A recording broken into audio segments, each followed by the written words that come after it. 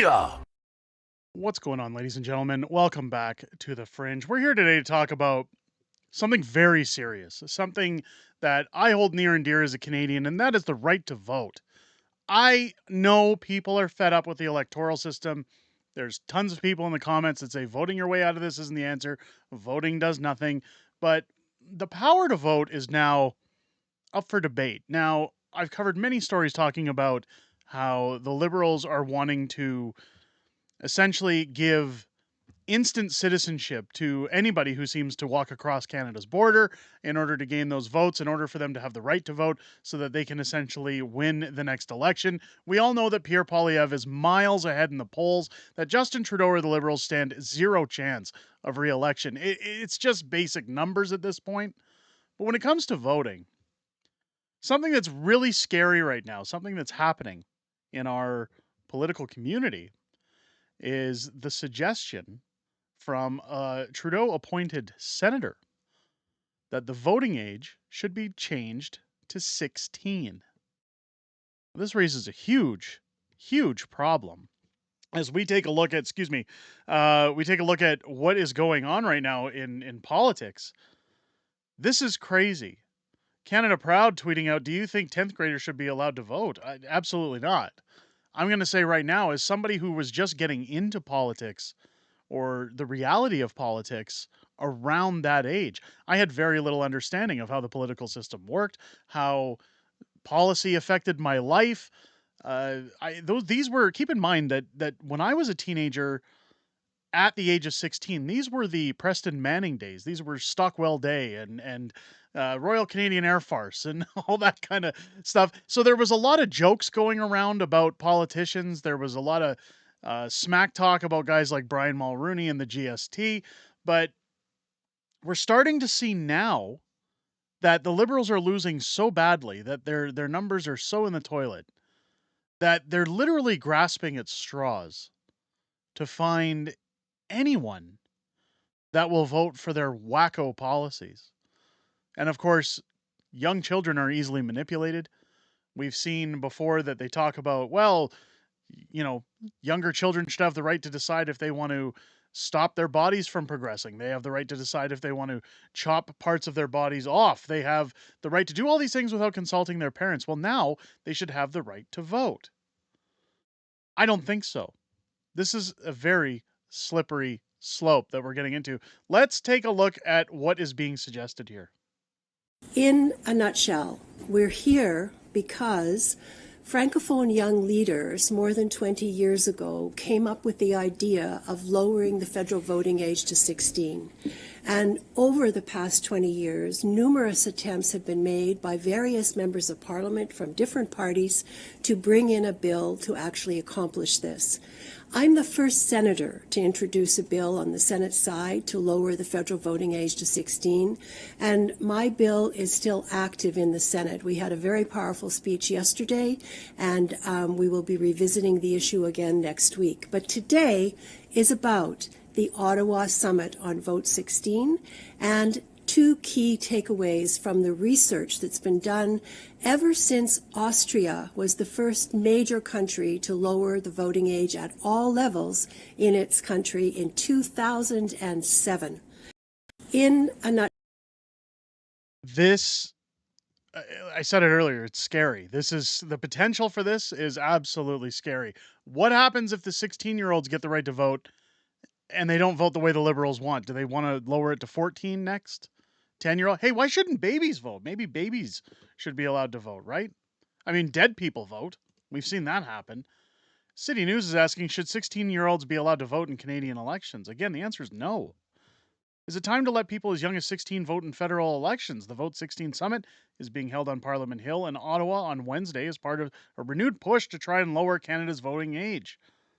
There have been several attempts over the years to make change, and the head of the group of young politicians of Canada says the time is now. We cannot wait until young people become Canada's next leaders to begin implementing the visions and choices made that impact our generations. No, what you're saying is now's the time to manipulate, indoctrinate, and use children in order to push our policies. You want to brainwash them because they're susceptible at that age. But this comes from 15-year-old Jaden Braves. I'm worried that young Canadians are not heard and our voices have been left behind. You're too young to understand policy.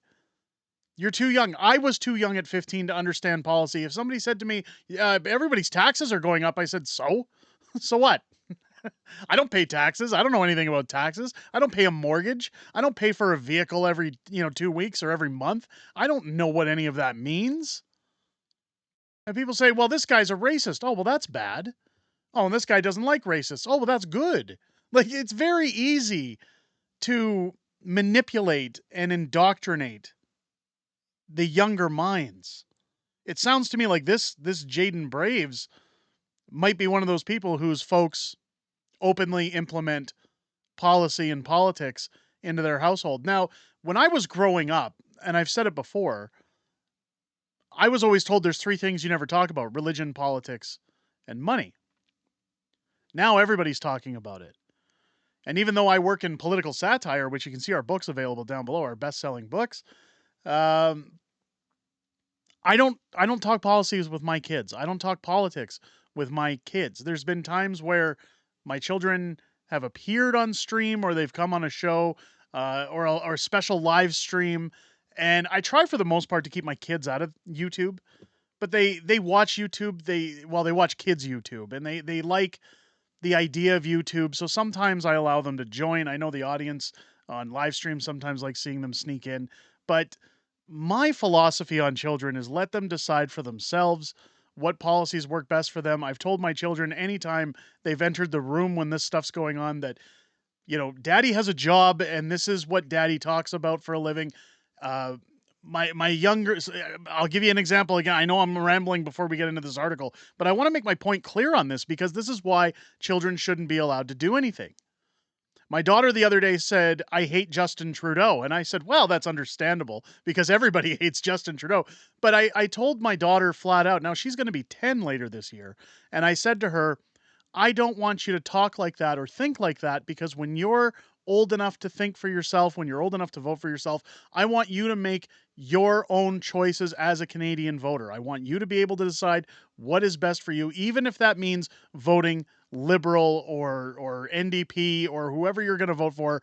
I said, your dad might have some opinions about that, but it is your right to decide what's best for you. I don't think any child should be influenced one way or another how to vote. It says here that the group advocates for more youth inclusion in politics by engaging young Canadians between the ages of 14 to 24 years of age. They also argue young people need to have a say in decisions that will impact the country moving forward. No, they don't. Again, they're not contributing to the tax system. They're not a part of our system yet. They don't understand the inner workings of how policy affects our lives.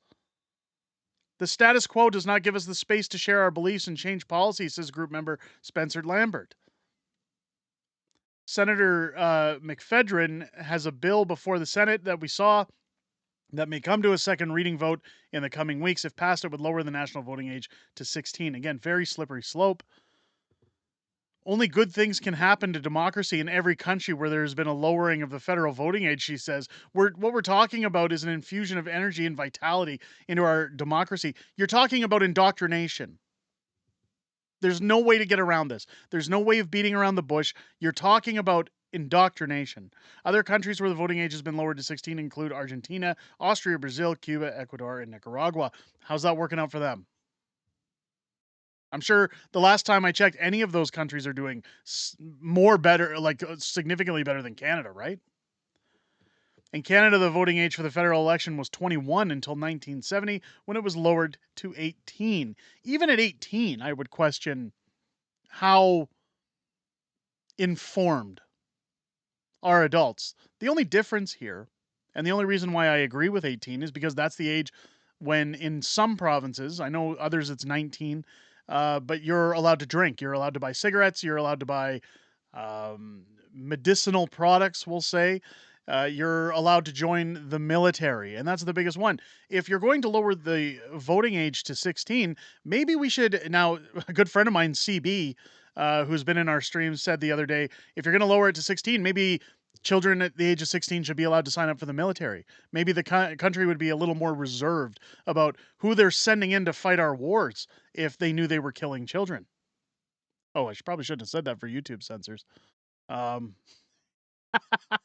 let's move forward. The NDP, Greens, and some Liberals MP have shown support to lowering it to 16. The government um, and Conservatives have shot down previous efforts because they understand the process. But look who's supporting it: the NDP, the Green Party, and Liberals, because they're losing. They need the votes.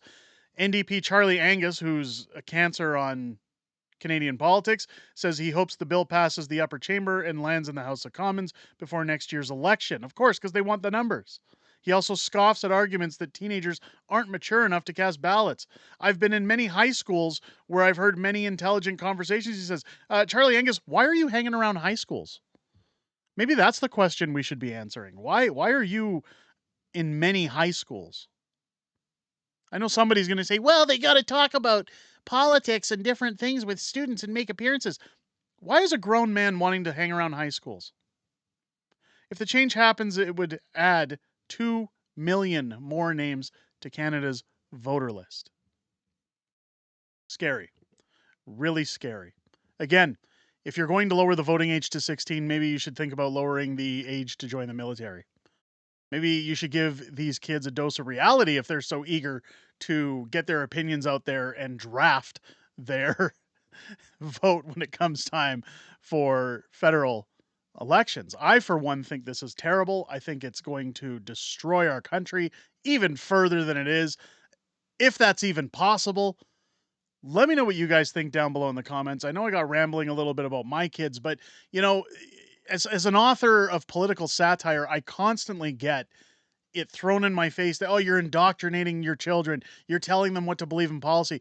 Absolutely not. I stand very firm that children should have the right to stay away from politics. They should stay away from drama. They should stay away from all this nonsense and enjoy their childhoods until they're fully grown adults, until they understand the system, until they understand policy, until their brains have matured and they can make decisions that affect not just their lives, but everyone's lives in the country. Let me know your comments again down below if it's your first time here. I hope this video has earned your subscription. Make sure as you're clicking that button, you hit the bell for notifications and join us live here on the channel every Friday night at 6 p.m. Pacific, 8 p.m. Central for our live show, Friday Night Fringe, where we go over stuff like this, and we also have a little bit of back and forth with our community. I always look forward to hearing what you guys have to say outside of making these videos. It's definitely the highlight of my week, and I look forward to seeing each and every one of you there every single Friday night here on the channel.